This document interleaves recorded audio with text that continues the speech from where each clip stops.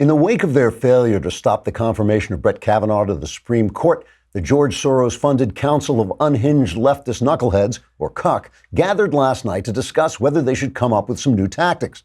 CUCK President Dieter Fascist addressed the gathering saying, quote, "I sometimes wonder if we should stop bullying people by surrounding them with angry mobs shrieking nonsensical slogans. But if we abandon that technique, we'd have to support our ideas with logical arguments, so never mind," unquote. Feminist leader Shrilly Harridan did a postmortem on the failed anti-Kavanaugh protest saying, quote, "Speaking as a totally irrational woman, I thought we could appeal to that feminine energy that disregards facts in favor of hysteria and self-righteous entitlement, and thereby bring all feminist women together into one huge screaming 50-foot shrew raging completely out of control. When that tactic failed, we were left with a bunch of girls acting like lunatics and hoping someone would do whatever we wanted just to get us to shut up. That always worked with Daddy, but somehow it didn't do the trick this time," unquote. Other council members suggested changing some of their slogans and chants to make them more realistic. For instance, the chant, "The people, united, will never be defeated," might be rewritten to say, "A small number of excitable adolescents shouting triumphant-sounding hogwash really has no effect on anything." During the Q&A period, one visitor to the CUCK conference suggested, quote, "Maybe it's just too arrogant and dishonest to claim we're speaking for large identity groups that we essentially invented for our own purposes. Maybe women, minorities, and homosexuals are really large collections of individuals with differing interests and opinions who can't always be formed into a useful mob willing to mindlessly do our bidding in the name of a grievance panic that we created in the first place," unquote. The leftist council took this suggestion under advisement, then beat the visitor to death while chanting slogans and shrieking. Trigger warning, I'm Andrew Klavan, and this is The Andrew Klavan Show. I feel hunky-dunky, life is tickety-boo. Birds are winging, also singing hunky-dunky-doo. Ship-shaped, tipsy-topsy, the world is zippity-zing. It's a wonderful day, hurrah, hooray, it makes me want to sing. Oh, hurrah, hooray! Oh, hooray, hurrah! All right, happy Columbus Day, when the best civilization mankind has yet invented spread to this continent. Hooray! That was the best Klavanless weekend ever. We've got a good day. Jenna Ellis is coming to talk to us about something. Something happened to the Supreme Court. I'm not sure what it was. Knowles will be here, and Another Kingdom 2 is up for subscribers. You can go on and find that, and we will talk about that a little bit more later. First, you got to have some coffee with you. And if you get tired of listening to social justice nonsense while you're drinking your coffee, you want to check out Black Rifle Coffee. They not only make terrific coffee, which I'm drinking all the time, they deliver the best roast-to-order coffee right to your door, which guarantees you're getting fresh, premium coffee with every order. And Black Rifle has a coffee club that makes things easy. No lines, no running out, just great coffee shipped right to your door every month, hassle-free. And they also give a portion of their sales to veteran and first responder causes. When you choose Black Rifle, you're choosing a company that supports our veterans and serves coffee and culture to those who love this country, which I know is all of us. Visit blackriflecoffee.com/Klavan and receive, I worry with these guys when I say /Klavan that one of them is going to drop down out of the ceiling, actually /Klavan. But if you put blackriflecoffee.com/Klavan, you will receive 15% off your order. That's blackriflecoffee.com/Klavan for 15% off patriotic and excellent coffee. blackriflecoffee.com/KLAVAN. That's what we all must know. So you are not going to hear this everywhere else that you're tuning on after the Kavanaugh confirmation. You are hearing, oh, now it's a civil war. Now now the blue wave, the red wave, the this and that. See, I have this saying that, I don't know if you know Damon Runyon. He wrote these wonderful stories about mobsters. They made them into the musical Guys and Dolls. Damon Runyon didn't say this, but he couldn't. I always say the future is what happened. The future is what hasn't happened yet that we don't know what it is. And I think we don't know any of this stuff. What we do know is that this is a tremendous victory. And if you can't pause for a minute and take a breath and say, wow, great country, this America, you can win these victories still against the mob. if you can't do that, what are you fighting for? If you're not going to enjoy the moments of victory, what are you fighting for? We are fighting to preserve this country. And more important than Kavanaugh, and more important than anything about, everybody says this is all about abortion. It's not all about abortion. Abortion is about the Constitution. Abortion is about the Constitution. It's not about the outcomes of that happen in the Supreme Court. It is about who is to rule us. I say us and our representatives. The left says 5 people in the Supreme Court can just make a ruling and rewrite the Constitution like that. And it's about the rule of law and due process triumphing over the mob. It really is. They really did take the very legitimate complaints of the Me Too movement, the very legitimate complaints about women and how they are treated in workplaces where there are powerful men without consciences. They took those legitimate complaints and they weaponized them to take people's freedom. They weaponize the pain to turn it into hysteria to take people's freedom. And it's done on purpose, and it's done by our old friend, George Soros.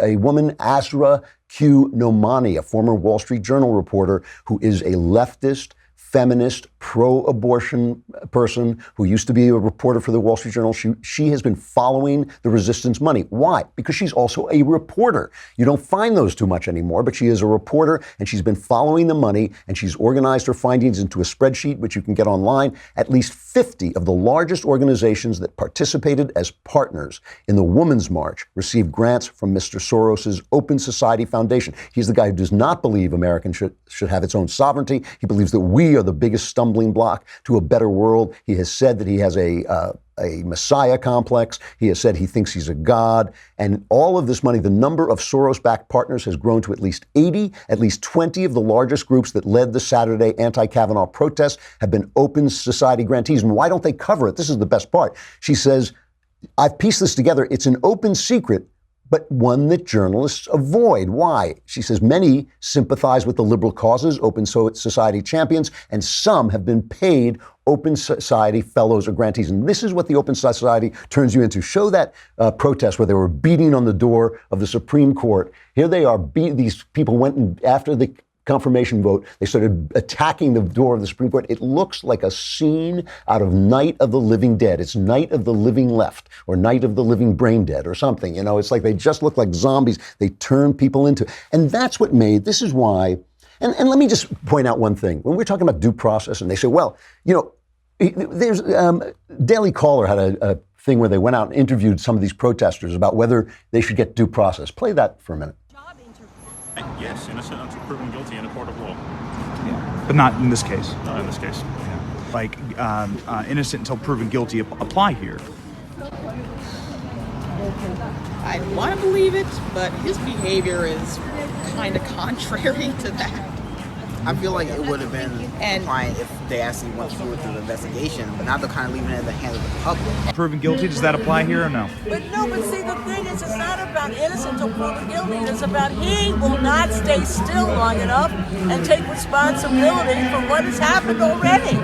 And it's not, and when the Senate refuses to allow the FBI to investigate him, then it's just sham. It's a total freaking sham. They're letting him be innocent till proven guilty. What about not the board? Right. I mean, hello, there's 2 people involved here. Why isn't she extended the same rights and privileges and courtesy that he's been given? Do you think that Kavanaugh deserves due process, or is this different from he don't need to be in this.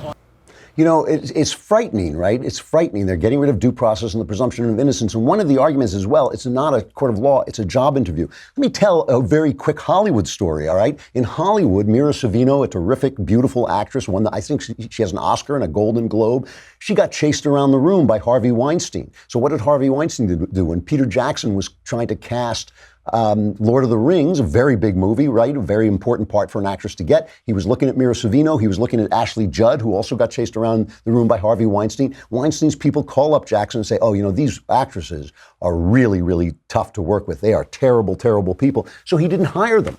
Didn't they deserve the presumption of innocence?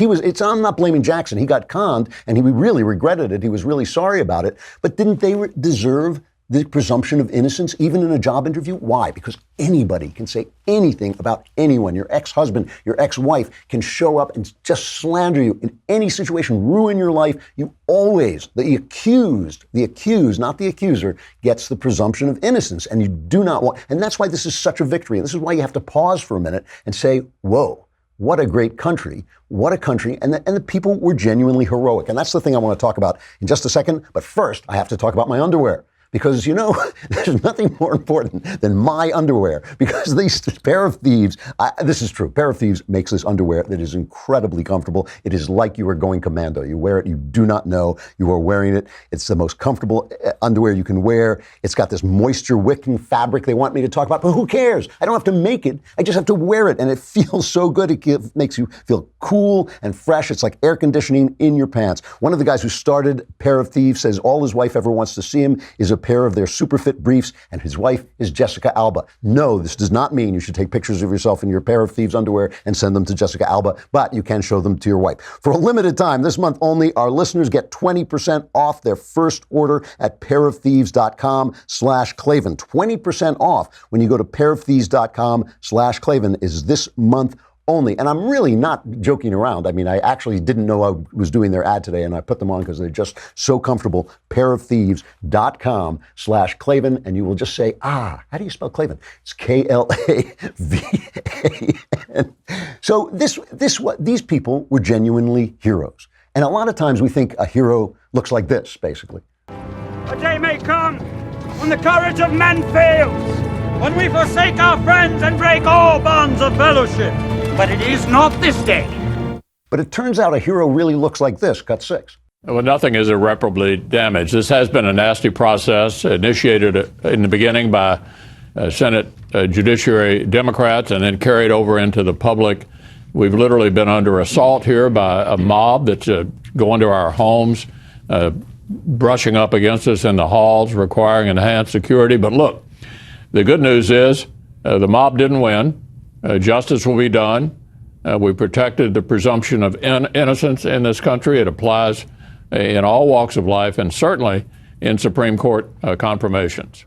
Cocaine, Mitch. You know, you said that after Christine Blasey Ford testified, he called up Trump and said, that it's only halftime, we got to stay the course and everything. He was very strong about it. And he told him, I'm stronger than mule's piss on this man. He said, I figured, well, lay off the coke, Mitch.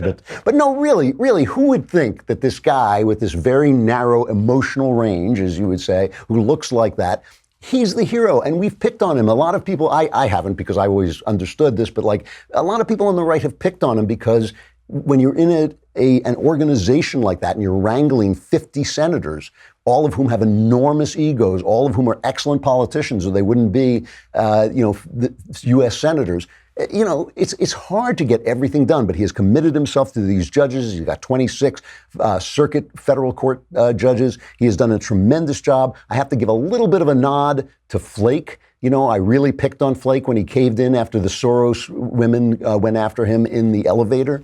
But he stuck to his guns. He did the right thing. He said I want to hear the FBI report, and that did actually convince a lot of people, one of whom was another of the heroes here, was Susan Collins. And all we've heard about is, women, you have to listen to women, you have to believe women. But that's not what they're saying. What they're saying is you have to listen to leftists. And if the leftists are women, great. And if they're not women, we're going to take them down. And Susan Collins just spoke so clearly about why she was voting for Kavanaugh, that it really was like mommy came home. I don't think Collins actually has any children, but it was like mommy came home and found the children had gone insane and were punching each other. And it was like, everybody go to their room and think about due process. I mean, this is what the speech was like. Listen. This debate is complicated further by the fact that the Senate confirmation process is not a trial.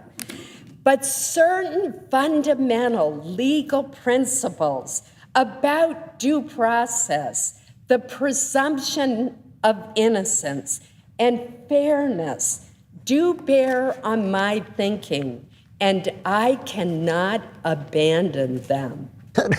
for it really was like mommy came home, like boys, gang, we got to have some due process, presumption of innocence. Kavanaugh was a hero. Kavanaugh himself was a hero because he stood up for himself. And that moment that they tried to they tried to weaponize his anger and his hurt against him. He was advised before going in, Brian McCann, I think his name is. He's the guy who organizes Trump's judge picks and has done such a great job. He said to him, show him how you feel. Show him how you feel. And he went in and he showed him he was angry. He was hurt. He was upset. He had been slandered. He had been viciously treated. And that put some spine into the Republicans. That was a heroic thing to do. And one thing we should take away from that, especially the boys here, is like, stand up for yourself. Don't let them tell you, oh, just stay down, keep your head down. Don't let them attack you. People have paid a lot higher prices for freedom than just being attacked on Twitter, than just being attacked by your friends, by just, getting bad grades in school from an unkind and dishonest leftist professor. People have paid higher prices than that. Kavanaugh did the right thing. That was heroic. And another guy who I have to tell you, it's really hard for me to call this guy a hero for a lot of reasons, and I'll tell you some of them, but Trump was a hero. Donald Trump. When you charge over a hill, and you're running into gunfire, you don't know who the guy next to you is. The guy next to you may be a bad guy. He may cheat on his wife. He may embezzle money. But in that moment, he may be doing the heroic thing. And Donald Trump, I'm not sure how many Republican presidents would have stood by this guy in the hour of need. Now, I'm sure that McConnell stiffened his spine when it was needed, but still, we know Trump is a fighter. We know he is a belligerent. We know he will not back down, and he didn't back down. It would have been a lot easier for him. A lot of people were saying it would have been a lot easier for him to say, all right, you don't like this candidate, but the principle mattered. The principle was everything. More important than Kavanaugh himself is the principle. Let's listen to Trump selling it. You don't hand matches to an arsonist, and you don't give power to an angry left-wing mob, and that's what they've become.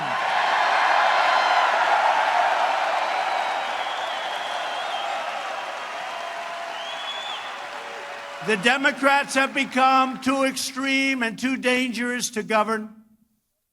Republicans believe in the rule of law, not the rule of the mob. Good for President Donald. It is time to just stop for a minute and remember this is still a country with heroes in it. This is still a country with principles. It's still a country that stands fast, even in the face of the mob. It's a beautiful, beautiful thing. Tomorrow, the battle starts again. Now the battle starts again. The election is coming. But for a moment, you've got to take a breath and remember, this is a beautiful thing. Have we got Jenna? Bring on the wonderful Jenna Ellis. I'm telling you, I didn't get your rent check, Jenna. You're supposed to be paying rent on this studio at this point. But I caved. Yes, well, I haven't gotten my tiara yet, so I think we're fair on that one. All right. Well, I caved into the Twitter mob demanding that you come back, but I'm always so happy to see you. Director of the Dobson Policy Center, a constitutional lawyer. Her book is The Legal Basis for a Moral Constitution. You look like you're in Washington, D.C. Don't tell me. Are you invited to the confirmation? I am, and it's very exciting. I'm here at the Trump International Hotel right now, so that's very exciting. And Dr. Dobson and I will be attending the swearing-in event at the White House tonight, which is a great honor. That is great. Well, you are there for us all. You are representing all of us, and that's really terrific. I'm glad to hear it. So what does this mean from a legal standpoint? I mean, this is the stuff that we don't have the expertise to know. You know about Kavanaugh's decisions. You know the cases he's going to be facing right away, some of them, because the court's in session. What do you think is the immediate effects that we'll see?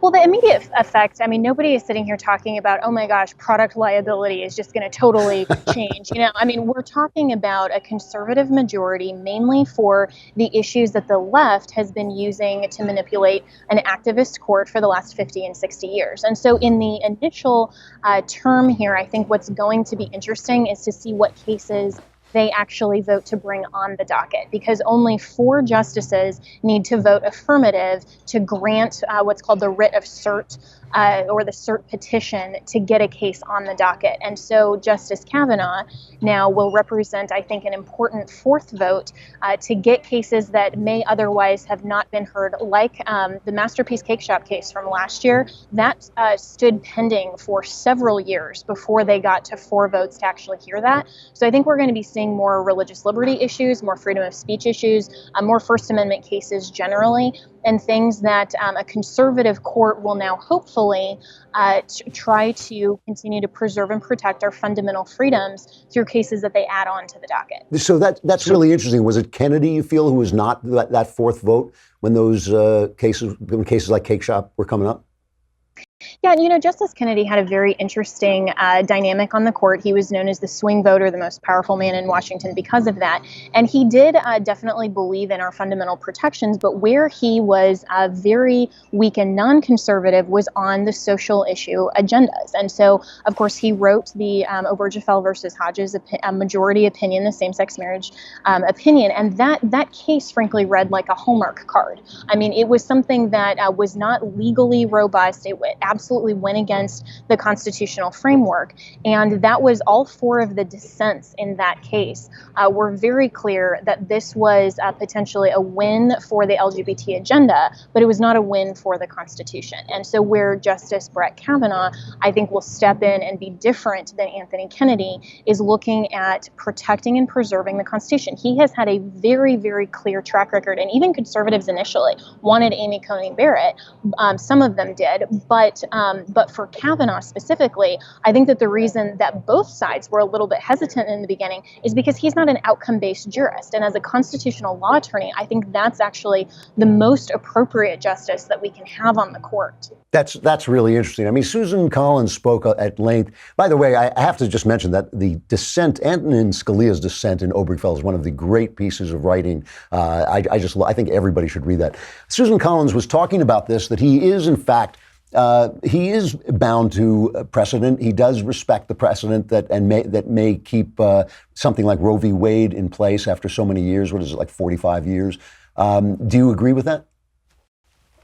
I think that if Brett Kavanaugh is looking at the Constitution, then he will apply the originalist doctrine. And that means there is no right to abortion in the Constitution. We've talked about this before in the sense that if they are actually faithfully applying what the legislature can actually legislate pursuant to Article 1 of the Constitution, that is not a right to privacy that covers abortions in those circumstances. And so if they were to overturn it, I think it will be by degree, and it will then, the easiest way to do that is from a federalist perspective to say this is really a state issue. Right. Turn that back to the states. And what's fascinating about that is even the Murphy versus NCAA case that even Justice Kennedy last term voted, it was a 5-4 decision on the state gambling statutes. That was a federalist decision where 5 justices who were acting as originalists said, this isn't something that we as the federal government can regulate. This has to go back down to the states. And if we're not looking at this from a politically biased perspective, that's really where it should go. And I think that the Supreme Court with a Justice Brett Kavanaugh, we will see that within the next couple of years. And this is why the left is so angry and why they're putting up from the Women's March today on their Twitter a banner of Susan Collins saying she is a rape apologist. It's absolutely ridiculous because they're saying we only support the women who we agree with, and their agenda is completely pro-abortion. It's not about the Constitution. It's not protecting liberty or life. You know, that rape apologist sign is another Soros-funded effort that was put out there by one of his organizations. My last question is the position of John Roberts. A lot of conservatives, Ben Shapiro among them, are very disappointed with Roberts. I feel a little bit more, I approve of him a little bit more. What position do you think this is going to put Roberts? Does Roberts now become Kennedy? Does he become the swing vote on the court? He's probably the one that on some of these issues, like we saw, we were all disappointed in him for the Obamacare decision. Yeah. For some of those issues, he tends to be a little bit more of a broader government intervention. So I think that the cases that we need to look at are immigration issues, and especially the administrative state. So when we're looking at something like Chevron deference, which is, of course, the legal term for saying what does the federal judicial branch have to adhere to when an administrative agency is looking at interpreting and applying a congressional statute. How much deference do we give them to interpret their own mandate? And I think those cases in particular will be very interesting for Roberts. But he has a lot of colleagues now who hopefully, now that Justice Kennedy has stepped aside and resigned, hopefully he will find himself among a conservative majority that will encourage him to do the right thing. And again, faithfully apply the Constitution. This isn't outcome-based. This isn't just saying that, okay, now conservatives, if you identify with a certain group, now we're pushing our agenda through. Conservatism is about conserving the rule of law, having liberty and justice for all. That's what our Constitution provides, but within those limited margins of government. So I think this is a great day for America. Amen, amen. Thanks very much, Jenna. It's always great to see you, and I'm really excited you're going to be at the confirmation. We'll be thinking about you. I'll send you pictures. Thanks so much for having me on, Drew. Have a great time.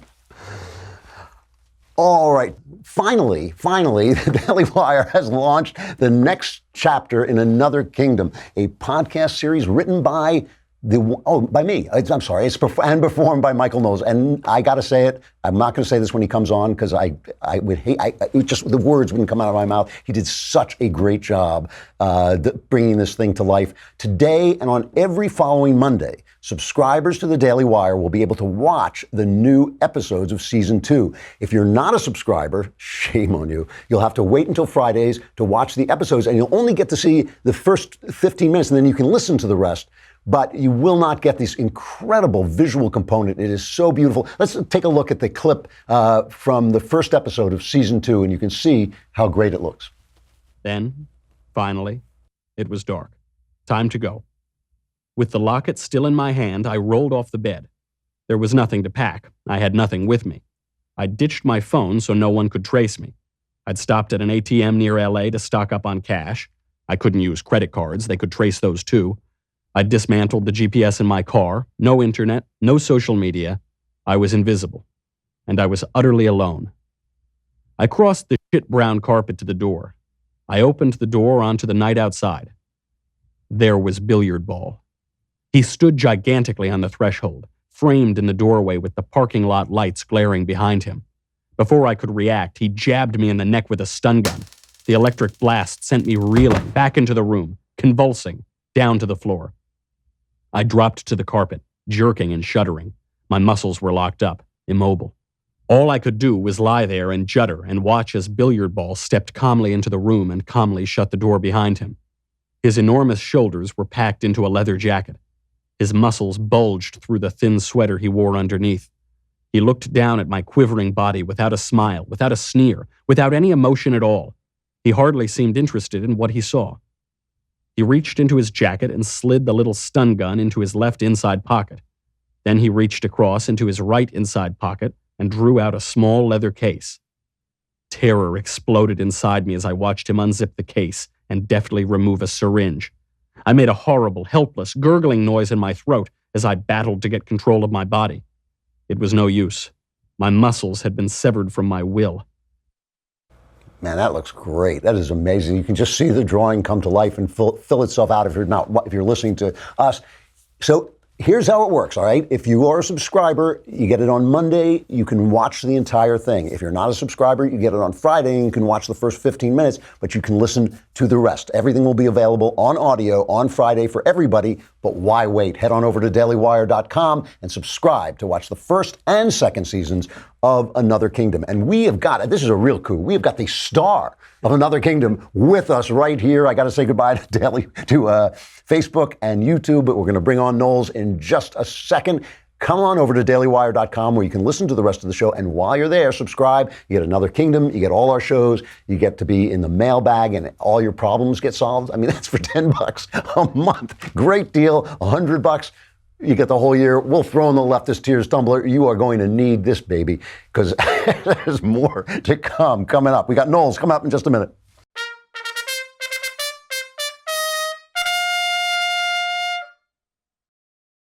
All right, Knowles, are you there? There he is. I am so excited for this. It's funny when you're working on a bunch of things. I mean, we started Another Kingdom a year ago, no, over a year and a half ago maybe, and you kind of forget when they're going to come out. And then I just wake up this morning and I see that it's out there on the website. I'm so excited for it, and the story is so good. You know, I kind of screw up the performance at times. You have to go back and do another take because I'm surprised by what happens in the story. You know, and I think, oh no, where'd that go? You know, I don't want to give anything away, but there was a story. Some of the stuff that is made up that I was just making up in this is in the newspaper. I mean, like I'm looking at it going, oh my God, I made that stuff up. And it reminds me of I wrote a novel a long time ago with a prison break in it. And I called up the security guys at one of the toughest prisons. And I described the prison break and he said, that would work. And so when I opened the newspaper today, I thought, wait, that's my story, isn't it? It is. That's right. I don't want to give anything away. Right. It is reading what's happening, especially in the press right now.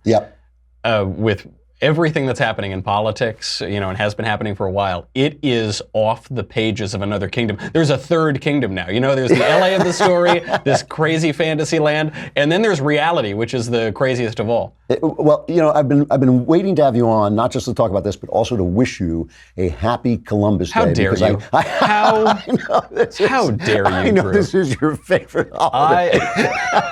It is my favorite holiday. To quote Tony Soprano, Christopher Columbus was a brave Italian explorer, and in this house he's a hero. End of story. End of story. I saw you on Twitter. Somebody was complaining, how can you make a hero out of Christopher Columbus when he destroyed, what was it, the Aztecs or something? Oh, you know, all the indigenous people. You know, he arrived at the Taino peoples. He went to San Salvador. He went to the Isla de Caribe, where all of the cannibals were eating friars and things like that. And then, you know, because of him, the Europeans came. They established civilization in the Americas, and they wiped out the indigenous peoples. What they forget, though, they sometimes miss this point, is they say Christopher Columbus brought rape, genocide, and terror into this utopia of the New World. 5 years before Christopher Columbus landed in the Americas, the Aztec Empire slaughtered 84,000 people over the course of 4 days to concentrate the temple of Tenochtitlan.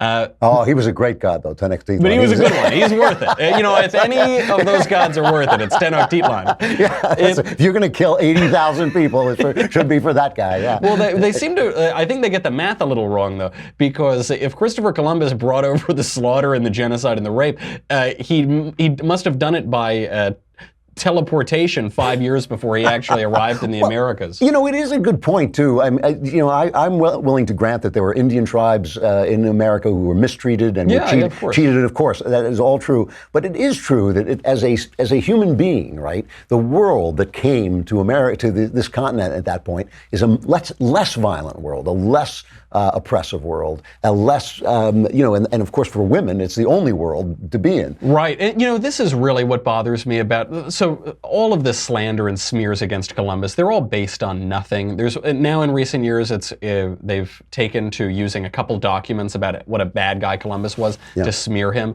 They're relying on one document that was written by Francisco de Bobadilla, who was Columbus's chief political rival in the New World. It'd be like, referring to Hillary Clinton's book to get an idea about who Donald Trump is. And so that is a little frustrating. But it's the ingratitude that's so frustrating, because you're living in this world, you're living in the nearest to heaven on earth, which is the Americas, the United States in particular. This country has given to the world more in charity, more in protection, more in liberty than any other civil power in history. And the self-flagellating Americans of today, particularly white liberals, think that it would be better had none of that ever happened. They say, oh, how awful it is that we're living here. Oh, hold on one second. I need to tweet on my iPhone about how terrible the founding of America is. The corporations are. I got to tweet Google. That's right. It's so idiotic. Steven Pinker has a great line in his book, Enlightenment Now, which is a problematic book for me, but still, it's a very entertaining and knowledgeable book. It's full of interesting things. But he has a great line where he says, progress erases its own footprint. footprints. And the fact that we live in this world, I mean, sometimes, we go over to Jay Hayes' house and I sit on his balcony and I look down in a Trader Joe's. And for people who don't know, it's this fantastic upscale, supermarket, basically. Yeah. And I think, gosh, you could drive down to Trader Joe's and spend, a tiny fraction of the money you make and get some of the best food ever. Pharaoh of Egypt would give up his pyramids to have a trader. He really would. It's an amazing world, and we really don't know it. Speaking, though, I was saying that this is like the only place to be, is the only civilization that has ever treated women with the decency and kindness and freedom that this civilization does. The way they are, all we hear about is how evil we are, the right is toward women, how sexist, we're terribly sexist. I've been watching the way they treated Melania Trump, especially in this Africa trip when she's been so charming and beautiful and delightful. She's being treated like garbage by the left. Well, we need to believe all women. We need to support all women. We need to raise up all women unless they work for Donald Trump or are married to Donald Trump or have ever even looked at Donald Trump. And then we have to destroy them and smear them. The treatment of Melania is a scandal. And history will not look well upon the media and the Democrats who have abetted it. During the Obama administration, Michelle Obama appeared on 12 magazine covers. Wow. She graced a dozen magazine covers. Melania Trump, who has been a professional model since she was about 16, I believe she's been on one magazine cover. She was on Vanity Fair in 2017, and right at the inauguration, and there was this big hullabaloo about it, and so they refused to have her on these magazine covers.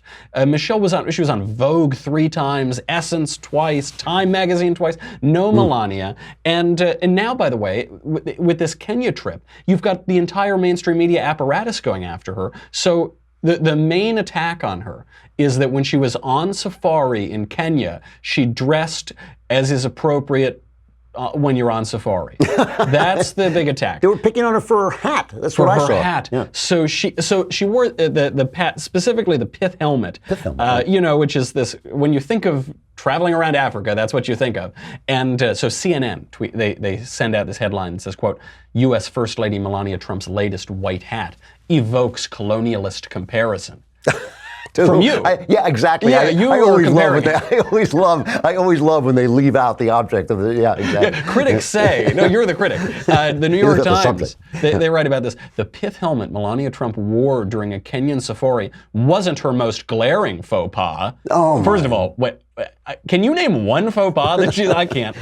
But some see her choice of a symbol of European colonial rule as a big error on the global stage. Some, of course, being the New York Times. And it's not a symbol of colonial rule. The pith helmet, that very specific white hat, is still a part of the official uniform of the Kenyan government, of the public administration officers. I remember when I was there, the cops wear them, don't they? That's right. Yeah. They wear this hat. And I'll tell you something, they're not white people. But this is a symbol of colonial rule. It's so outrageous. So they just make it up whole cloth, and then they attack her for it, and they say, some say and critics say, and they alternately attack her for being, wicked and evil and a super genius, and then for being this dumb model, trophy wife that probably secretly hates Trump. And they never pick a lane. But I will point out, the woman speaks 6 languages? Yeah. 5 or 6 languages? 5 or 6, yeah.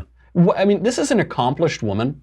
Maybe Donald Trump didn't pick her out because of her command of Serbo-Croatian, but still, this is an accomplished woman. This is a serious person. She's been graceful. She's been all class since she's been First Lady. And they do nothing but ignore her, and when they don't ignore her, they smear her. And they do this with every woman in the Trump administration. She is, that's true too. That is true too. I mean, she has been absolutely startling. The only one who's been more startling has been Trump himself. What a great job he's done. They have both done a tremendous job, and they do nothing. You're absolutely right. Kellyanne Conway, Sarah Sanders, the way they treat her is abhorrent. They mock her appearance constantly. Yeah. They did, and they were all guffawing at the White House Correspondents' Dinner when they were making fun of her smoky eye and her frown. It's unbelievable. And the thing is, it really does point out that in each case, in whatever identity they're creating, whether it's gay people or black people or women, whatever they do, it's always just about the leftism. It is always to sell the leftism. And you know what their big problem is? Their big problem is you can sell race stuff to people because a lot of races don't intermingle. We self-segregate. So you can talk to black people about how evil white people are, and they may not know that many white people. But the problem they have with women is women know men. They have nice husbands. They have nice sons. They love the men in their lives. It's a little harder to sell them on this absolute crap they sell that you're their friend. That's such a good point, because they were banking on, during the Kavanaugh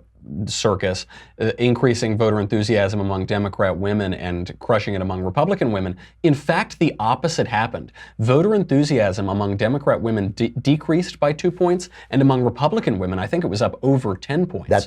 Well, let's hope. Let's hope that actually. I know. Shows. Fingers crossed. What are you talking about on your show today? We're going to be talking about just this little news story of the day that that Brett Kavanaugh was confirmed. What? I didn't hear that. Have you heard about that? Unfortunately, I can't crack a brewski right now with PJ and Squee, but we're going to be talking about that a fair bit. And we're going to, once we get through all of that, once we thank all of the great conservative heroes like Susan Collins and Cocaine Mitch and Where Am I Living Right Now, once we get through that, we will have to go a little more in depth on the founder of our Western New World civilization, Mr. Christopher Columbus. Mr. Christopher Columbus. My favorite tweet that went out over the weekend was from us. I think it was the Daily Wire. One of the wags put up this thing with the leftist tears tumbler and just said, I like tears. I still like tears. I like tears. Do you like tears? I like tears. I like tears. All right, Knowles, always great to talk to you. I'll see you soon. Good to see you. It's always just an easy segue to go from Knowles to our crappy culture.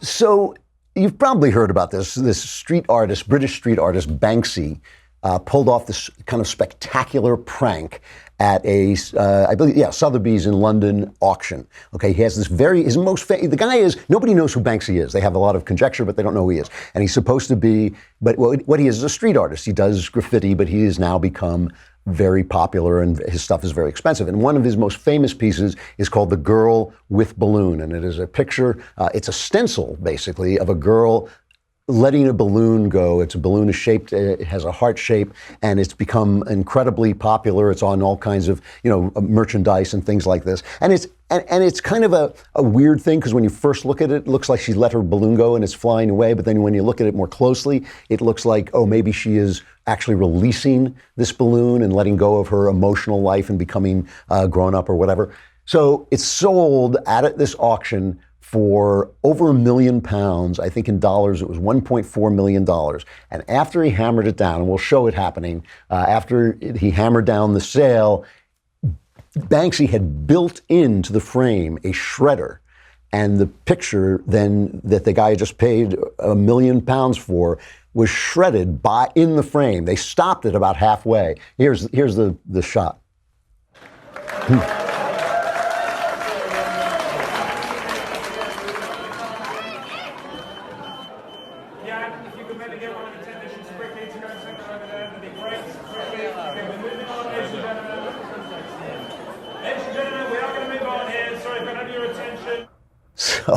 So Sotheby's Sotheby's says it didn't know that was going to happen, but I'm a little suspicious. I don't know how you carry a frame like that. It must have been an incredibly heavy frame. And of course now it's worth even more because it's half shredded. They stopped it, so now they've got the shredded bottom part coming out of this. Now, as far as I'm concerned, somebody said we've been Banksy'd or something like that, and Banksy put up a thing on Instagram saying going, gone, and then he wrote, the urge to destroy is also a creative urge, which is a quote that some attribute to Picasso. I have to tell you how I feel about this. In terms of what I think of modern art, I don't care if it's shredded or not, it looks exactly the same to me. But there is something, I'm going to go full conservative on you here, because there is something genuinely decadent about this. There's something genuinely decadent about this. To say the urge to destroy is also a creative urge is like saying the urge to murder is the same as the urge to give birth. I mean, it is just not true. The words can come out of your mouth, but they don't describe the truth. What you are seeing here is people with fantastic amounts of money telling you that destroying the civilization is just as good as building the civilization. And because, of course, for them, it is. For them, they're going to make money no matter what. They're going to destroy the work of art, they sell the work of art. Whatever happens, they're going to come away feeling great. And the decadence works great for the elite. But for the rest of us, this civilization was built up bit by bit. Every good thing we have was created by people working in the night, fighting on battlefields, thinking through their lives, wasting their lives on thoughts that didn't go anywhere, making works of art. You can't tell me that to look up at the Sistine Chapel is the same as tearing this thing to pieces. The only reason it's funny is because it wasn't worth anything to begin with. It's a stencil. It's not that big a deal that it gets destroyed, but that's the only reason. If you did that to the Sistine Chapel, if you shredded the Sistine Chapel, it would be a major, major tragedy. And so what I see in this is the kind of like cluelessness of the elites who are celebrating a decadent world where art doesn't matter, where art destroying something is just as good as creating it, because that world makes them a fortune. That's the way it goes. All right, I am traveling. I'm off right out of here. I'm shooting out to the airport. Where am I going? I'm going to Madison, Wisconsin to speak at the university there. And I will be podcasting all along the way. I will be phoning it in from there. And please get on and see Another Kingdom. You can watch both season 1 and season 2 if you're a subscriber at the Daily Wire. And if you're not, on Friday, you will get the first 2 episodes of season 2. Come back tomorrow. I will be here. I'm Andrew Klavan. This is The Andrew Klavan Show, and we will see you again tomorrow.